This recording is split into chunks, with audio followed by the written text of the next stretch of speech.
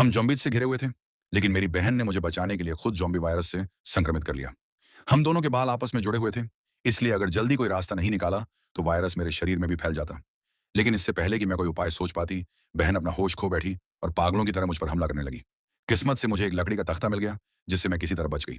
तभी एक छोटा कुत्ता वहां से गुजरा। बहन ने उसे देखते ही उसका पीछा करना शुरू कर दिया और मैं भी उसके साथ घिसटती चली गई। मेरी जान मुश्किल में पड़ गई। अचानक वह एक सामान रखने वाली रैक से टकरा गई और बेहोश हो गई। मुझे थोड़ी राहत मिली, लेकिन जैसे ही मैं उठी, बहन फिर से जाग गई।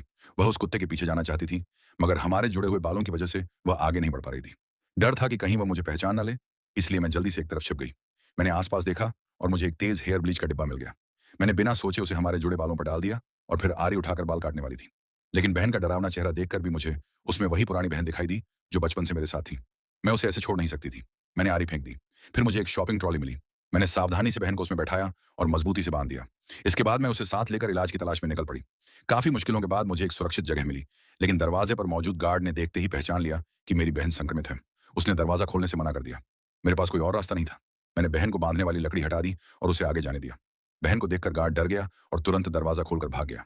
मुझे इन सब की परवाह नहीं थी। मेरा सिर्फ एक लक्ष्य था, वायरस की दवा ढूंढना। आखिरकार मेरी मेहनत रंग लाई और मुझे इलाज की खास दवा मिल गई।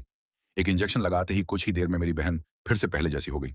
लेकिन अब भी मेरे मन में सवाल है, क्या मैंने जो किया वह सही था या गलत?